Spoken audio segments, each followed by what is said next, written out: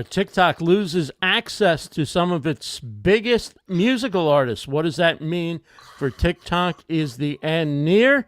And Podfest 2024 was a great event.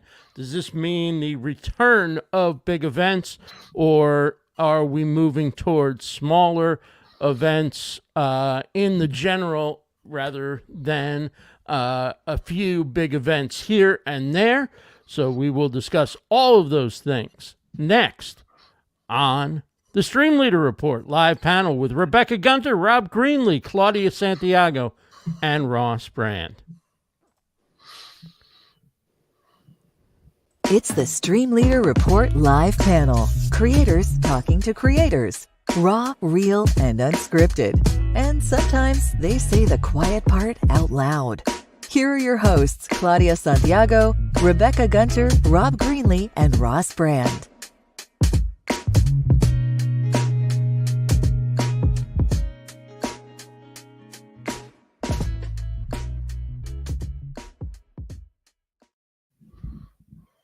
Welcome to the StreamLeader Report Live Panel. And last week we were off. Rob and I were at Podfest. The week before, Rob, Claudia, and I were talking about the launch of the 100 Predictions Volume 4 book. Rebecca wasn't able to be here, but sent in a couple of videos, one of which I played a part of, and the other I'm going to play in just a second. We had a great panel joining us.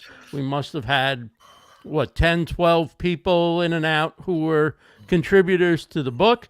But unfortunately, Rebecca, who was such a big part of this book, writing the forward along with Claudia and Rob, and she sent in a little message for everybody last week.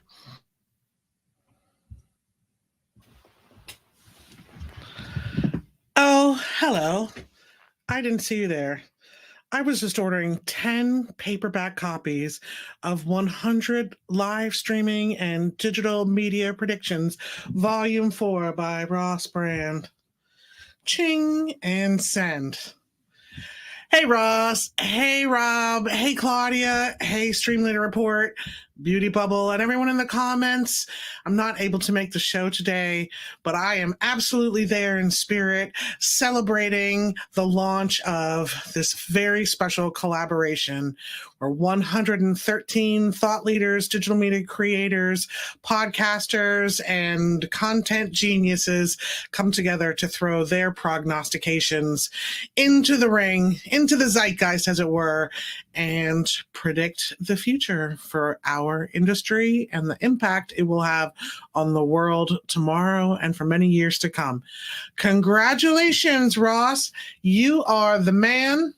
And Claudia and Rob, it was so incredible to collaborate on this creative approach to the forward for this year's edition. This was one of the funnest things I did all year, and it was awesome to get to know you and weave your vision for 100 Predictions along with Ross's vision for 100 Predictions and create something better than the sum of its parts. This is a true collaborative effort, and I am so here for it. Congratulations, Collaboration Nation, Ross Brand, 100 Predictions for live streaming and digital media, StreamLeader Report. And again, our friends in the comments, this is an epic milestone, and I'm so happy to be here for it.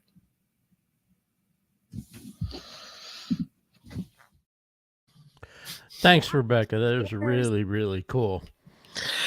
Aw, now I'm a little misty. We missed you 2 weeks ago. It was such a fun time, but I appreciate the videos. That broke my heart, man. It broke my heart not to be here, but it was circumstances beyond my control. So thanks for letting me participate, and I truly was there in spirit. Anything surprise you about the book launch or the experience once we get past the writing of the book? Kind of, I assume this is your first time going through a launch where your name's on the cover. So yeah, that's surreal, but also kind of a dream come true. So what I didn't expect was, I guess, the international skyrocketing bestseller list. And what I did expect was to see a bunch of people really come together in community and share how much it meant to them to participate in the project and be a part of it. I had FOMO so fucking bad, man, with all these beautiful people in the comments and community, and FOMO while you guys were at Podfest 24. So, Claudia, I think next year we need to have a StreamLeader Report live panel at Podfest. Yes. I think you both have to go to Podfest. Yes, we That's do. Right. Yeah. I think that's like pretty much a wrap, RB. 'Cause- I can't take it. I couldn't take the FOMO.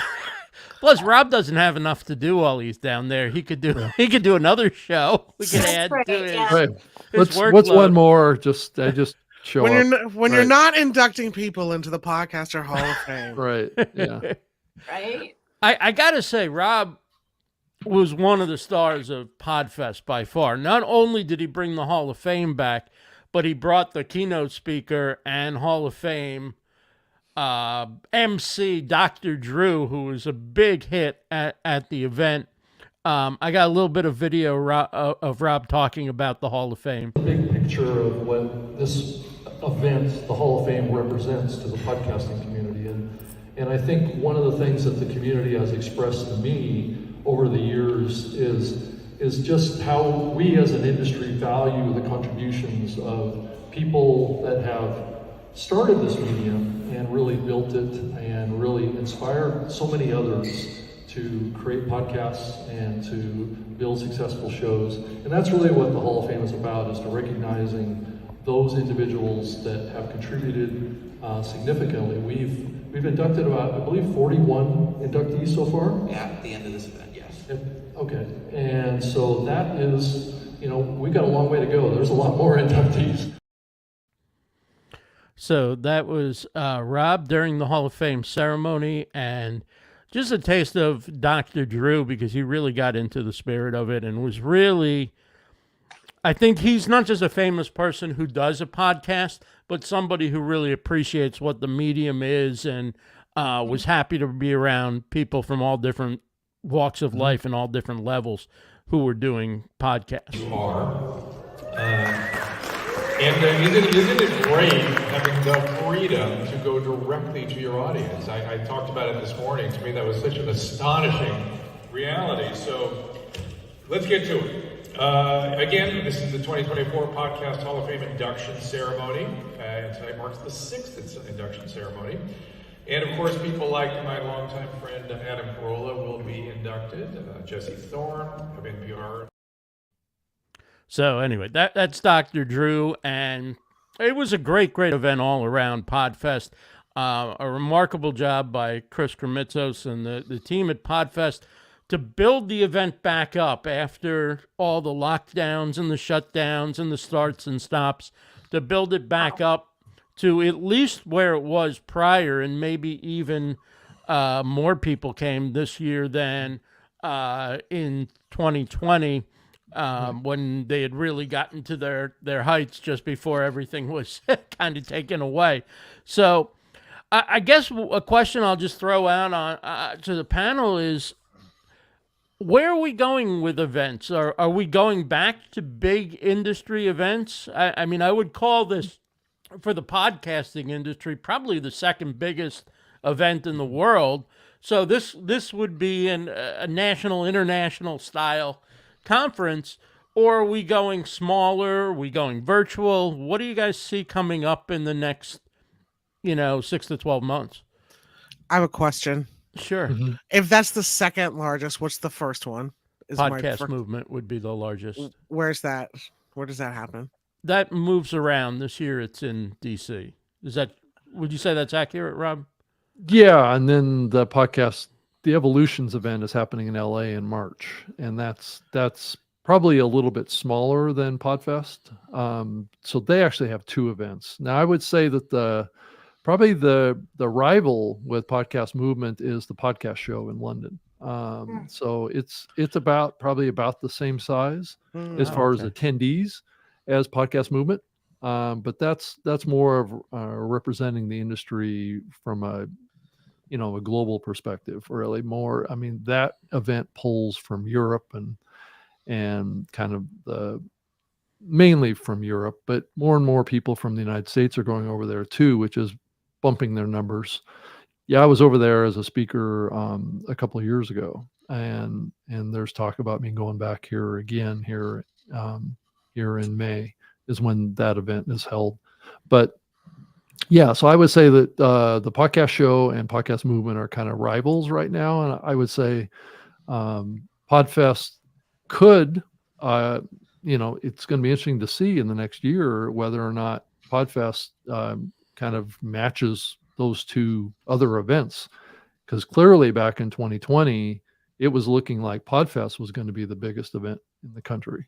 That's the direction that it was going, and then COVID hit us and really kind of knocked them back a little bit and made them really more of a virtual event for a couple of years.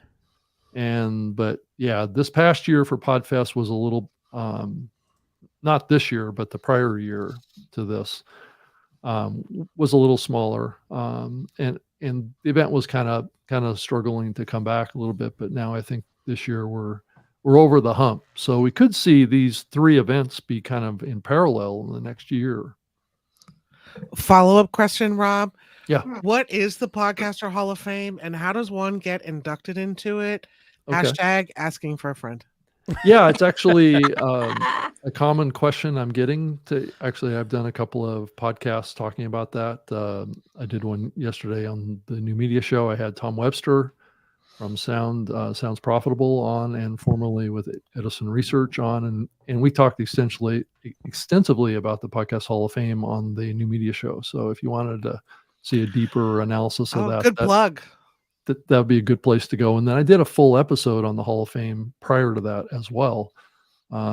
So yeah, I'm excited about the potential Hall of Fame. I've gotten a lot of feedback from it that the induction and selection process probably needs to be broadened to a larger number of participants in the selection as well as the picking and the voting. Who's picking? Who's voting? It's currently the selection process is currently being done by all of the past inductees right now. So it is a little bit kind of enclosed in that community right now. I mean, a lot of the folks that have been inducted, there's about 41 inductees right now. And of that group, that's the group that really kind of picks who the inductees are. But I do think that, and I've heard some feedback on this, that needs to be widened to include other people that are not necessarily have been inducted, to create kind of a better pool. And I think that's actually wise too. But the criteria really is it's really focused on impact and longevity to some degree, but it's not a big criteria. But it's really about performance, being a significant influence in the development of podcasting from kind of a historical perspective. But increasingly, I'm feeling that we need to embrace more kind of modern, more current podcasters in consideration for this. But I do think, to have kind of like, it's a little bit like a lifetime achievement award of sorts. So you can't really have a lifetime achievement award given to someone that's only been podcasting for 2 years. That doesn't really make a lot of logical sense, because it isn't like a podcast awards. And I think there's a lot of people conflating the two together and wanting us to pick Hall of Fame inductees that are from like the sports genre or the comedy genre or the, that kind of stuff. I think there's a tendency to want to do that. And that's not what the intent is here. I think it's to recognize people that are not necessarily on microphone. There are people that are working behind the scenes to make this happen as well. And a great example of that is one of the inductees that we had this year was Lori Sims, who was the former president of Lipson, who actually never went to events, never done a podcast, but was one of the key drivers of the early years of building the very first podcast hosting platform. So, and was a critical player in that. I was hired by Lori to work for Lipson and worked with her for many years myself. But I think it's another example of, it's not just about podcasters per se. It's about podcasting, really, and the business and the function of it, and who's had an impact on helping others become podcasters and become successful, and recognizing those people that have had a big impact. And that's the intent of this. Well, something for all of our creators up and coming. And Yeah, everybody to look should forward to. strive for being a Something to aspire to. yeah, having a big impact on the medium. And it's not an easy thing or something that everyone's going to be able to achieve, but we definitely want to recognize those that have been able to make that kind of an impact, like an Adam Carolla or whatever. And I can go ad nauseum about Adam Carolla, about the various elements over the history of the podcasting, meaning that he's had a significant impact on. And there's many people that may not know that. So that's another. He really got factor into here, it too. early, right? I mean, he started about 2009 is when he started. I was kind of in contact with his team at the time and was helping him back in those days. But really, Adam I mean, he's in the Guinness Book of World Records for having the most downloaded podcast in history.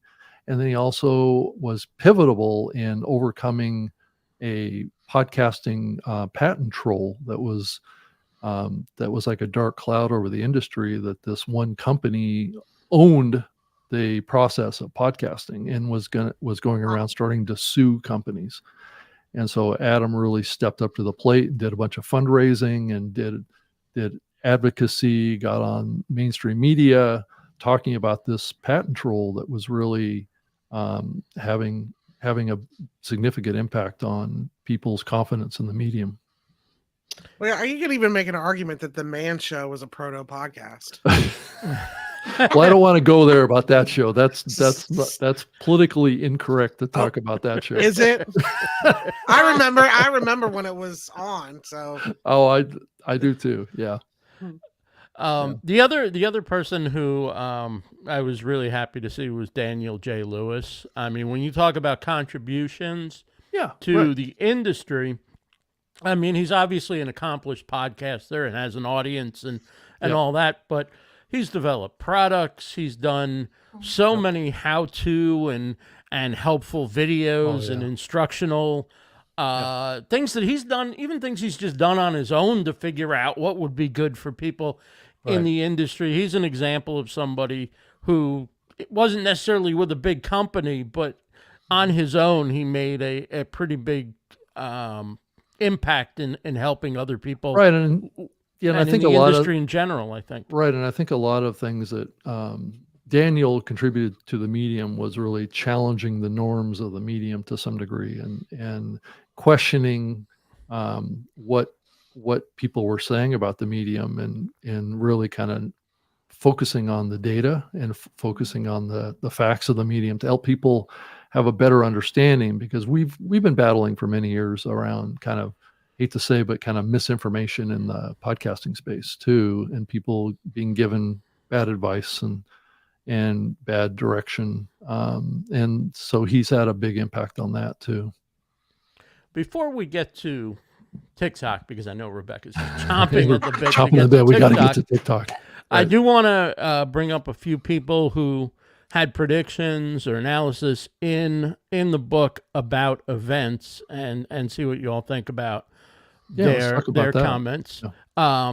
Brian Wallace is actually putting together a regional event this year. He says, we'll see a rise in more thoughtful, focused, and targeted regional in-person events taking shape in the coming years.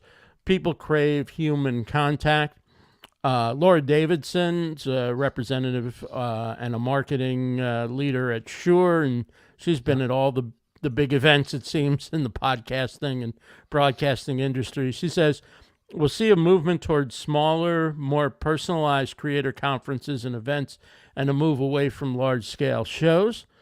Marissa Calley puts on events at Be Present LLC. She says micro events are golden for those trying to stand out, high-touch, immersive experiences for intentional conversations and serendipitous moments. And Mike Alton works for Agora Pulse and is also a consultant, I believe, with other companies. He's definitely big in putting on events and well known for that in the industry. He says businesses will be forced financially to reinvest in virtual events, both from a marketing demand gen perspective and from a consumption perspective. So there are 4 people who are highly involved in the event industry who are all looking at small or virtual, and we're just walking away from what I would consider at least national, maybe international, certainly North American, although there were people from all over the world there, event. And so what do you guys think on what we experience versus what's being predicted for 2024? Ross, I have a question again. I'm sorry to Absolutely. hijack everything with a question. On the last slide, Yes. what's the what is demand gen versus consumption? I think you mean live versus like go back and watch the replay. But could you tell the newbie creators out there like myself what those 2 words mean? Both from a marketing demand gen perspective and from a consumption perspective.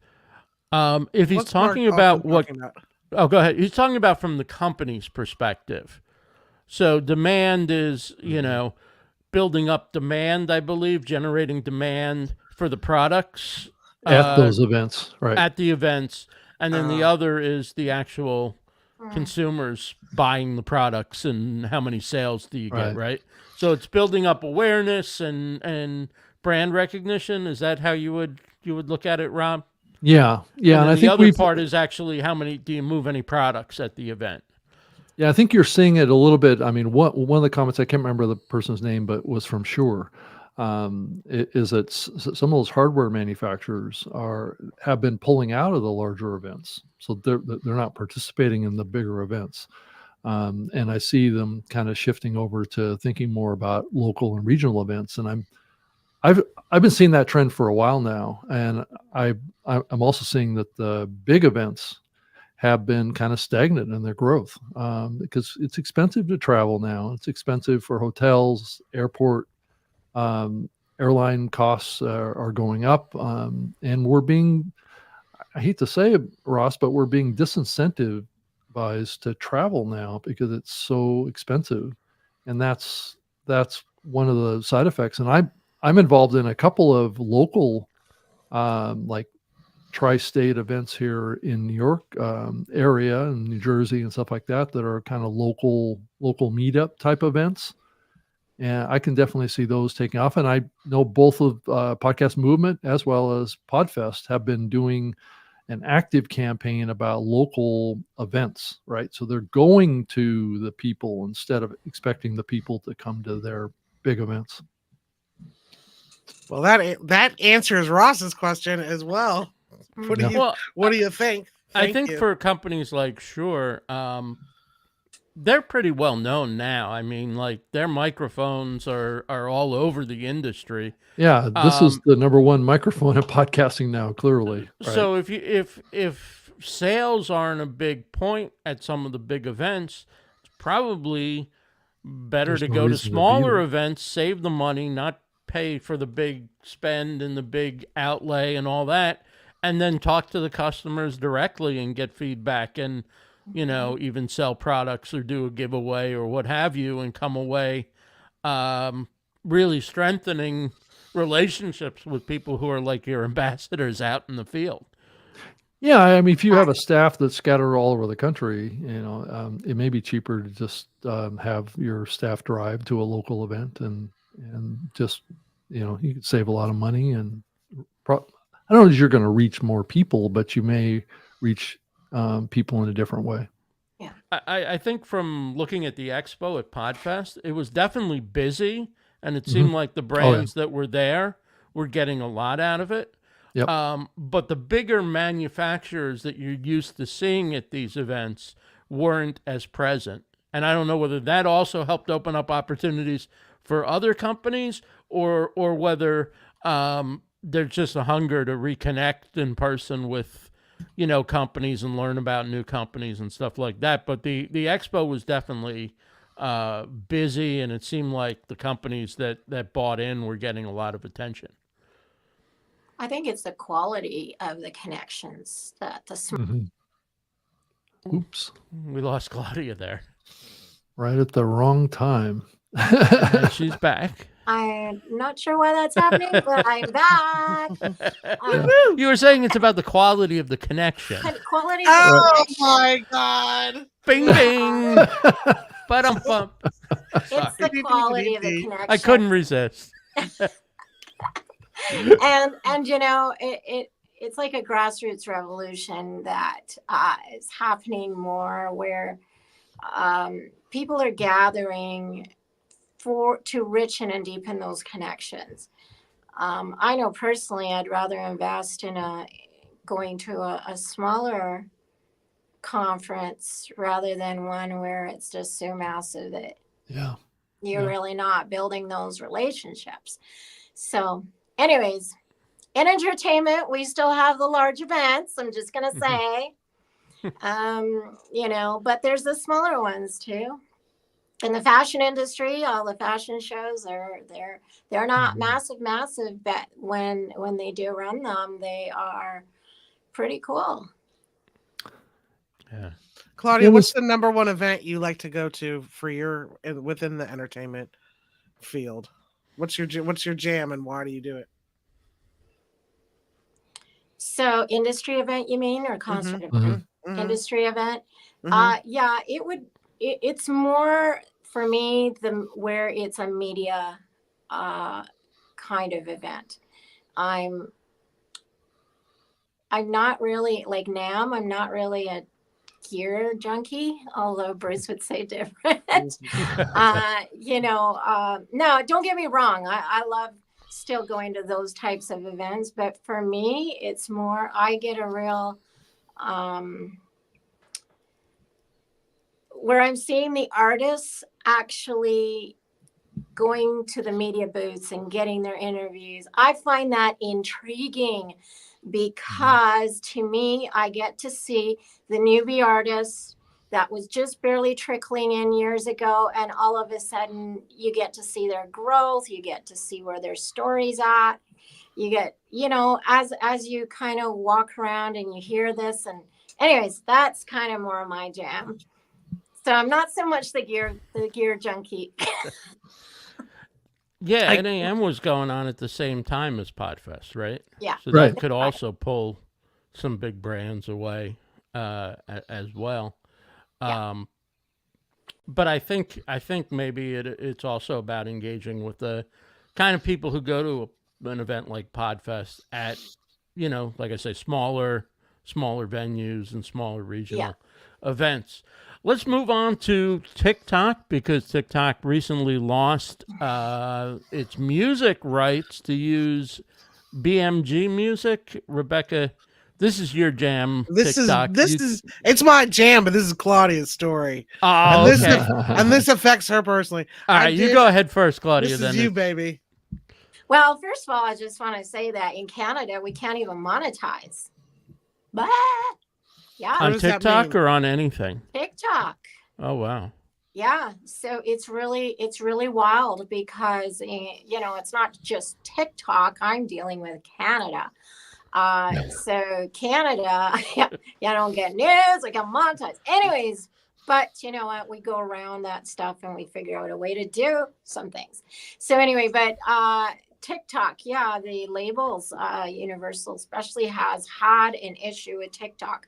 Now, what's interesting, and I don't know if you guys read I think it was the last link I sent in our group, but part of the beef, and this is where our AI conversation also comes in, part of the beef is some social platforms are now, instead of, you know, when you do a post or a story or a reel, you can actually choose music from an artist. Like you can look up my stuff and you'll find me there.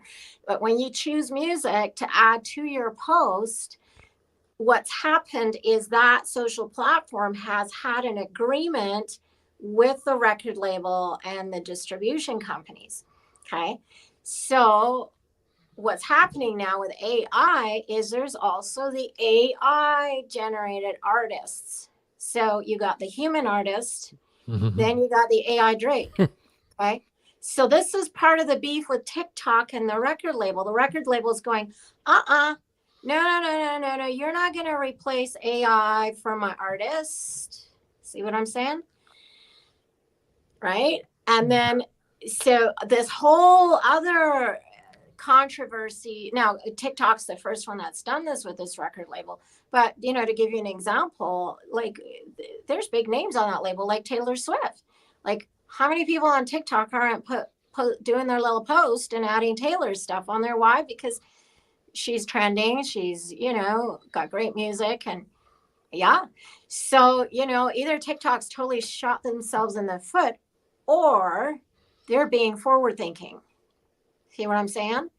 Because I'll tell you something. I did a post. I think it was I did a reel on Facebook, and I chose this music, and I thought, man, that's a killer track for this certain post I'm doing.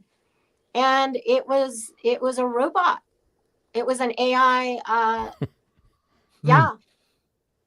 And now my issue now is, if I want to repurpose that, some platforms won't take it. So when you say that the AI, are they replicating artists' music? Is that what they're doing with a close facsimile to the artist's music? Is that what's going on? Both, Rob. They are doing that, but they are also creating just AI artists. Oh, just completely fabricated artists. Okay. Yeah. So now this record label doesn't want that, because they want to protect their songwriters. Again, we're back to the writers. Their songwriters. They want their songwriters to be compensated and to be, And so what this record label is saying no to is platforms that are going to allow the AI at a bigger speed than some other platforms. So is there any truth to TikTok's claim that the United Music Group is only doing this to protect their own financial interests? I am unclear right now, to be honest, because it seems that the record label is accusing TikTok of having a separate agenda. Okay, which I'm not quite sure yet what really is happening. But then also, and I get this, TikTok tried to come under with a dollar value for the licensing as well. And probably because they can get it cheaper if we've got more AI generated content. Hello. Right. I put a piece of media up that really is a beautiful kind of TLDR, if you want me to play it, from this creator about this scenario. Okay. Her name is V, and the program is called Under the Desk News, and this is one of the most prolific TikTokers that there is. So I thought this was a really nice summary. Like me to play it? Fire away. Okay. Awesome. Are we there, Ross? Tell me if you can. Okay, Me and awesome. Dottie were just getting ready for bed, but then Alex sent me this article. Can you turn up the Apparently volume on your tomorrow, end? TikTok is going to lose their ability to use music on the app. Universal Music Group is threatening to pull the song catalog from TikTok. And what would the TikTok app be without the music? I mean, almost every single video uses music. Now, the music groups are complaining that TikTok has made a billion-dollar business that's a music business without paying the proper royalties to the artists. And TikTok has really gotten into the music business. I mean, they did a huge music festival called In the Mix just a couple of weeks ago. They've got the Elevate program that's supposed to identify emerging artists. But here's the thing. TikTok had been trying to negotiate with Universal and Warner and the other music companies to get a fair cut for artists and a fair cut for TikTok. TikTok is arguably one of the biggest music distribution and discoverability platforms there are. And they want to make a direct deal with artists to license their music instead of going through the orgs. I don't know. What do you think? Would you use TikTok if you couldn't use music for a little while? Do you hope that TikTok negotiates directly with artists to use their music? This is quite the shakeup.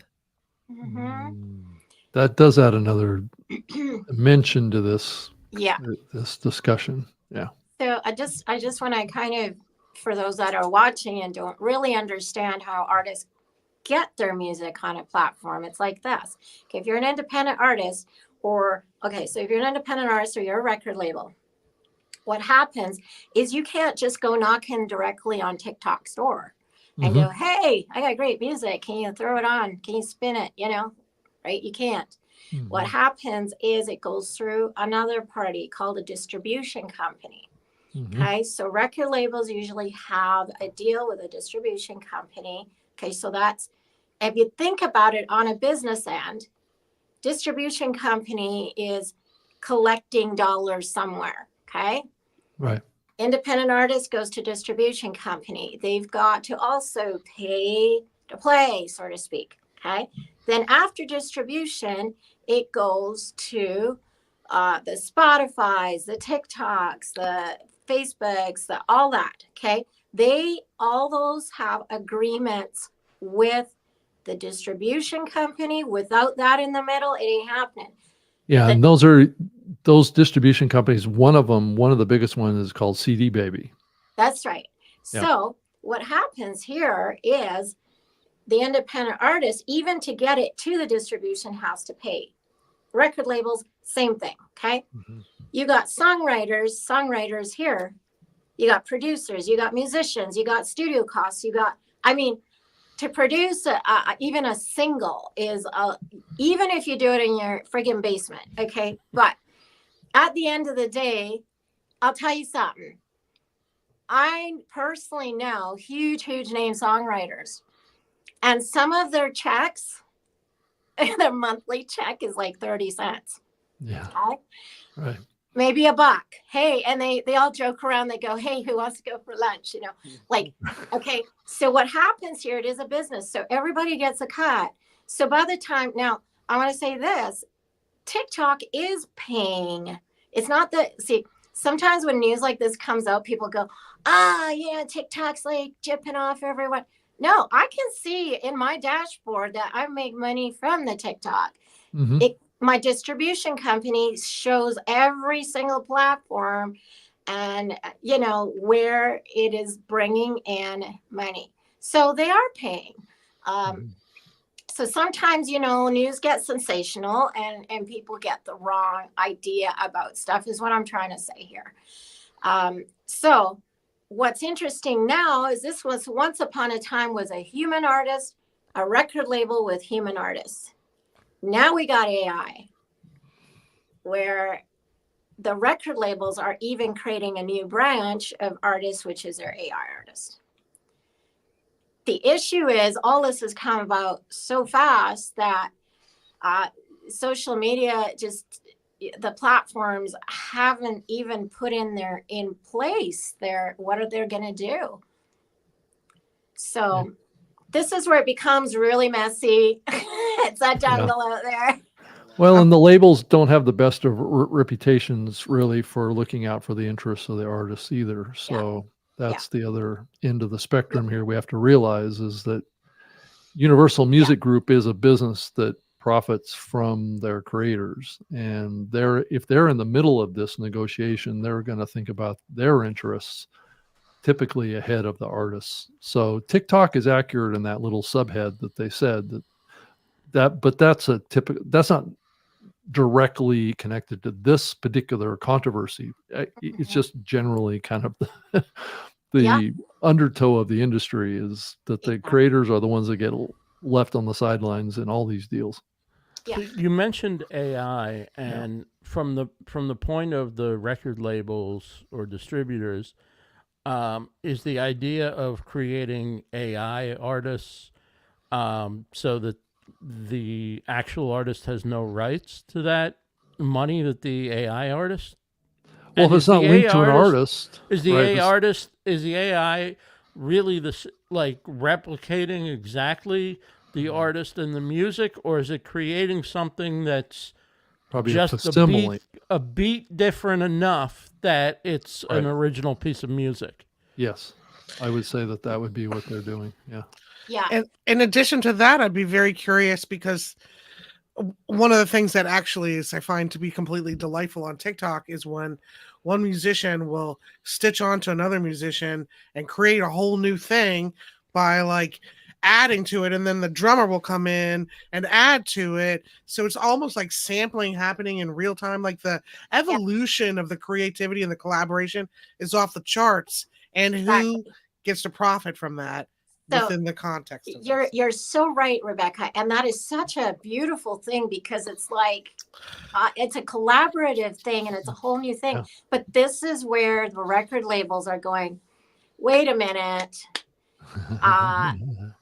wait a minute. Like once upon a time, like I think we're up to a minute now on Facebook, but once upon a time, the deal was they could only have in their library a 15-second clip of that music.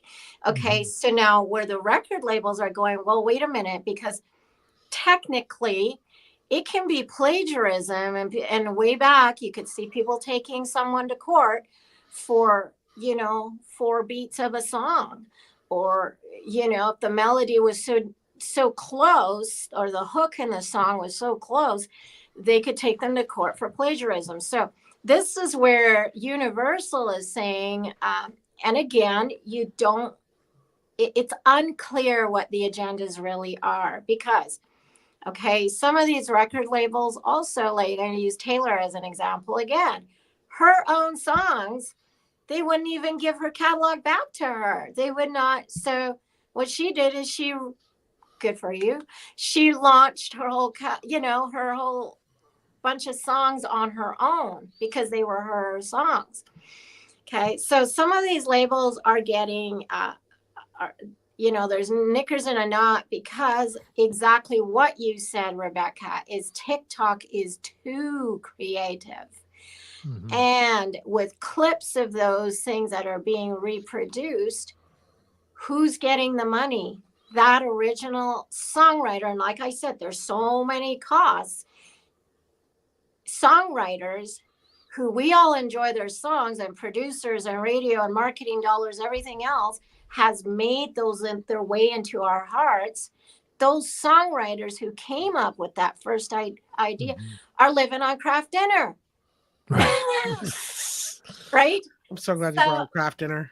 That's been the whole fight through the ages.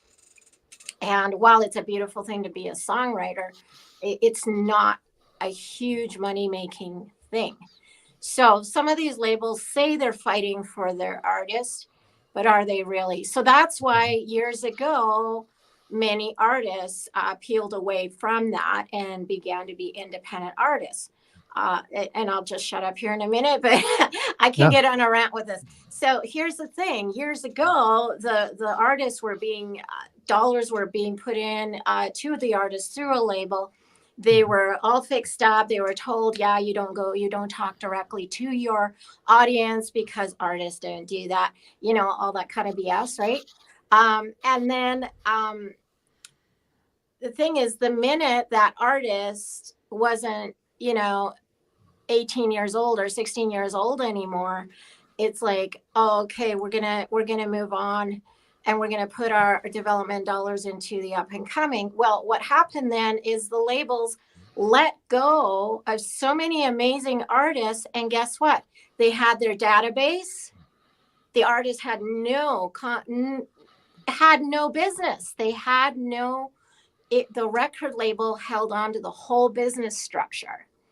So it left all these artists, which are amazing, without a business. And meanwhile, they were the writers, they were the performers, so that's where years ago, many artists split out from the record label deals and began on their own. So I'm thinking, and the sense I have is now we're back at another pivotal point in history in this revolution thing, where we're going to see, I don't know, maybe instead of an independent artist, there's going to be another classification even with that, where maybe artists will be able to go direct to the social platforms.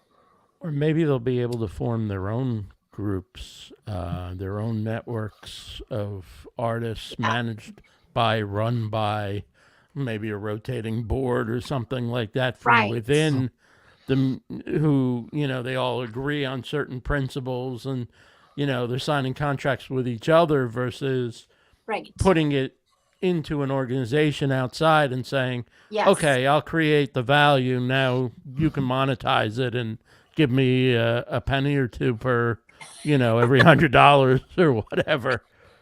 Yeah. Go ahead.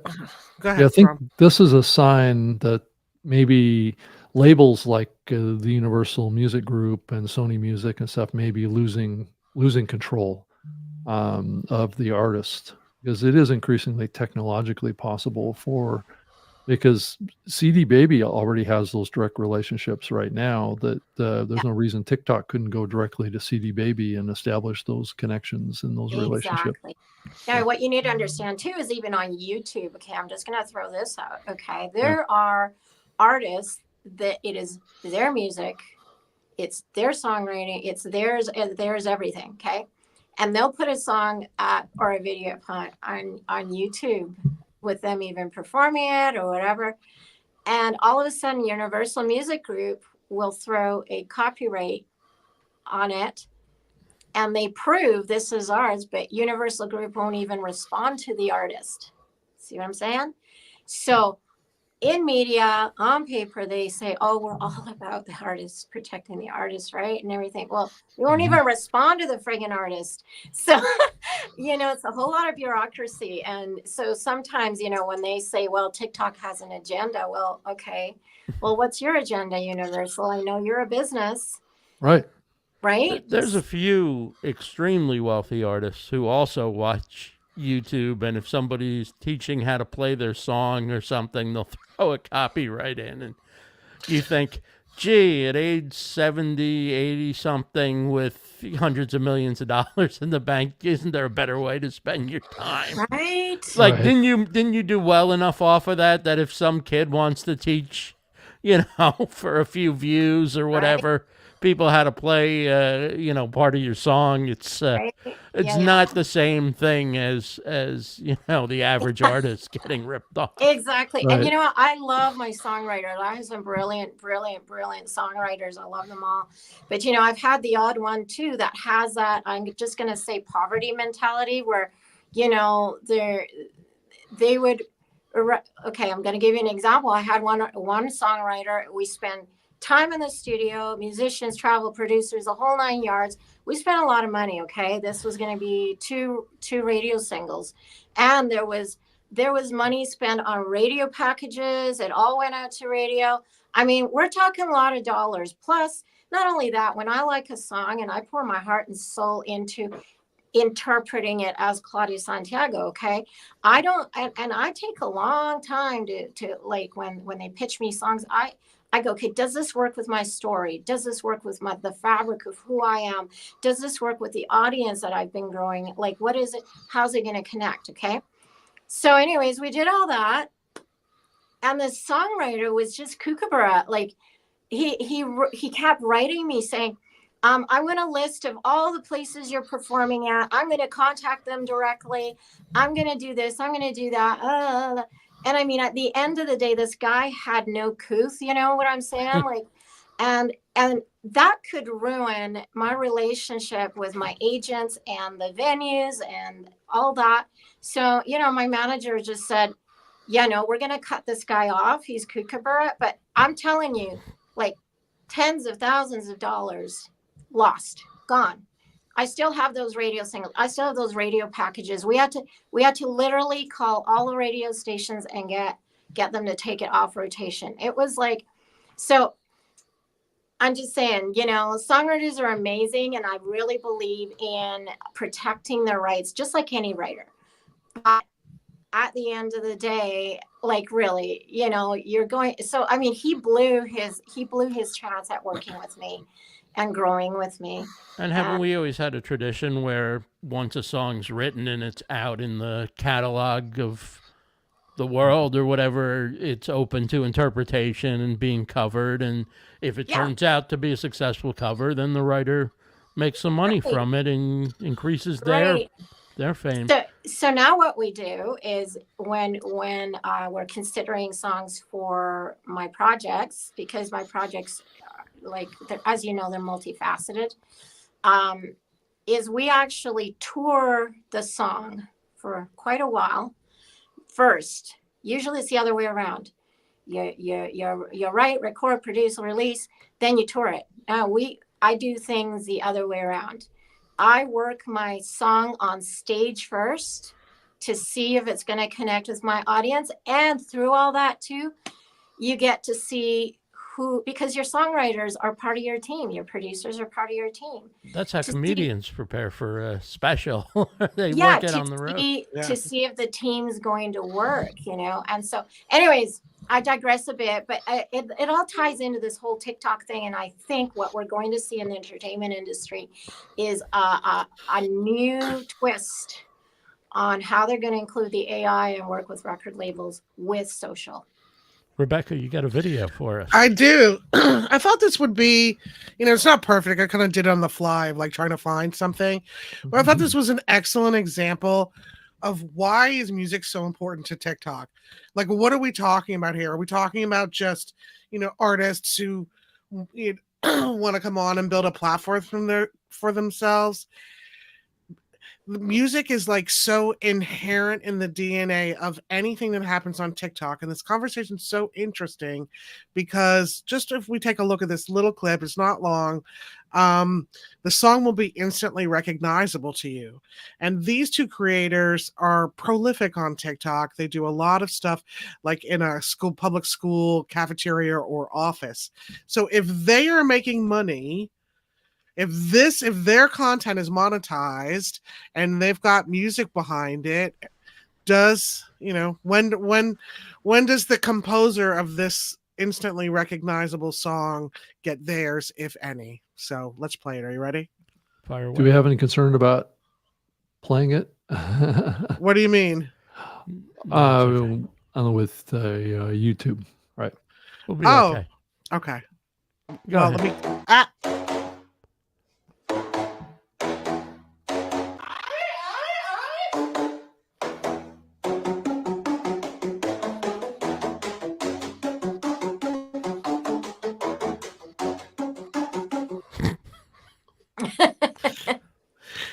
So to the point of like, yeah, I know it's a silly example, but that is a very famous track.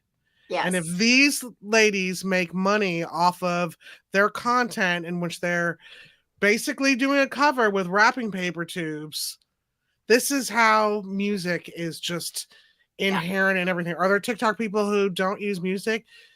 Yeah, but even the word sound is like, that's a clip or a sample. That would pretty much disintegrate the fabric of the creativity there. I thought it was worth looking at. Are we talking about just YouTube videos of people, bands on stage? We're talking about every single piece of creative content on TikTok. And you see, and we trust the distribution company deals that they've made with those platforms to be compensating accordingly. Okay. And like, I can see that TikTok's compensating what I create, you know, through the distribution company.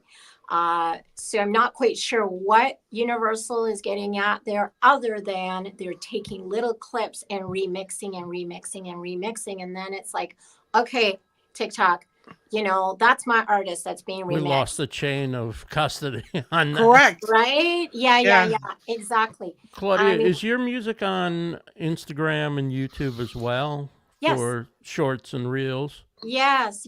So I mean, you can like, if you're posting a story or a reel or even a post, you can look for Claudia Santiago and you'll find my singles and my upcoming singles that you can take and add. Now, you know, I'm just going to say this, even with my new fashion launch, I have a fashion boutique that I've just launched. For me, I do use some of my music, and that I'm always thinking about how I'm going to help compensate my songwriters, because I'm so thankful for them. So what I try and do is use my music into some of my posts and things. But with my fashion launch, part of my strategy is that I choose music that's sung in Italian or Portuguese or Spanish. So not necessarily English at all, because I want to bring that international flair and flavor to my fashion boutique. because that's part of my target market. So what I do is I choose that, and I'm really hoping that I can still do that on TikTok. If I can't, that would be a real bummer, because I trust, because I want those artists also to benefit from me using their music and giving them exposure. Final question, if anybody has a quick answer to this, either knows factually or just has a theory, why are we hearing TikTok with Universal and not Shorts and not Reels, not Instagram and not YouTube?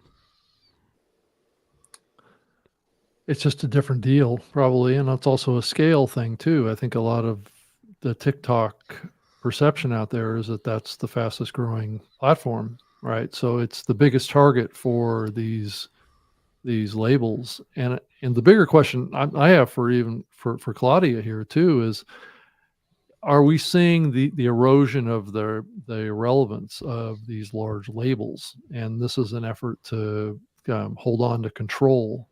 And is it really in the best interest of the artists to take this granular attack on these platforms? And is Universal Music Group more concerned about their income stream than they are about the artists? Yeah. You got to remember, once again, while a record label is developing an artist, because they're not just releasing the music, they're actually developing the artist. They have in-house people, A&R people, guys that I've worked with, and they know their stuff, and they know how to pull the story out of an artist, how to develop that artist. It's a beautiful science, actually. One day we'll talk about it more, but it is a beautiful thing. Artist development is huge, and it's a beautiful thing. Record labels are a business. They'll develop the artist, but the minute the newbies come along, they'll develop that 16-year-old, 18-year-old.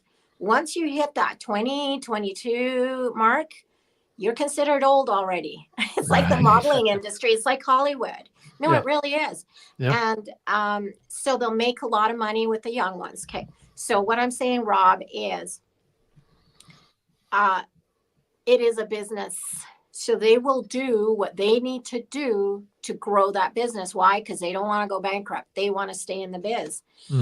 So really, the artist concern with the major labels is not much, other than let's create a product. We're a product. Let's create a product that's going to shine and make us money, that we can hit and throw it on the road while they eat craft dinner on the road, and keep making money. But the minute that starts to dwindle, or that next 16-year-old comes along, hey, toodles. So. All right, gang, we're up against it. This has been a great conversation. I'm sure we're going to continue as all these issues with new media and old business models and new business models rushing up against each other create for conflict and also for interesting conversation. Claudia, tell everybody about your new line real quick. Where can we find out more information about it? Yes. Go to Bella, BELLA, Santiago Couture.com. BellaSantiagoCouture.com. And it's named after my grandma, Bella, which means beautiful in Spanish and Italian, which is some of my family roots. So anyways, you'll find all kinds of really cool things in there for men and women. And there's different collections. There's even a rock collection in there. So, you can channel your rock and roll diva. Or, there's beautiful things, glamorous things as well. And we have also a developing maternity and baby collection in there as well. So enjoy it. Rob, what's coming up on podcasting tips tonight, 7 p.m. Eastern? Yeah, I've got a terrific guest that's kind of an executive producer of podcasts out of Hollywood that's gonna join me to talk about some of the philosophies that he brings to large scale podcasts and share that with the group. So I'm excited to have him on. His name is Jack Levy, and he works kind of also for iHeartRadio, but he has his own media production company out of LA that works with some big celebrities and things like that. So we're going to talk about kind of the concepts that he works on with these larger celebrity podcasts that makes them grow so fast. So, and it may be a tough conversation somewhat because a lot of people that maybe are listening to our show are not celebrities. So that is an advantage. And I'm going to challenge him on this. Well, how can someone that isn't a celebrity status be able to utilize these strategies and these techniques to grow as well? And I assume those folks all have big teams as well. Like when they're doing their podcasts, right? And they're yelling out to this person or that person, "Oh, get me the stats on this, or get me the figures on that, or can you pump up that video?" Just like you, Ross. Yeah, come on. Right. I know. Right, I'm ready to be Ross's lackey. Yeah. Ross, I'm gonna turn it on to you. What does a 4-time best-selling author who just released his book have next on your horizon? Taking a long nap. Oh boy! By the way, I just want to say what an honor, an absolute honor and joy it has been to be in this Volume 4 book, and and working with all of you guys. Like, thank you, Ross. Thank you, and thanks to everyone who contributed. It was a wonderful experience. We did really well with the new book. Rebecca does Business in the Raw and the Stone Fruit Roll Up. Check her out. The YouTube channel Stone Fruit Roll Up, and the website Stone Fruit. The Stone Fruit, STONED FRUIT. That's same as the YouTube channel. Thanks for popping by the roll up today, Ross. Yeah, great show today. Always like seeing the big reveal of the branding statements. Yeah. All right, everybody, for the StreamLeader Report live panel. Take care. We'll see you next Thursday, 1:30 p.m. Eastern. On Thursday, because that's when we do that.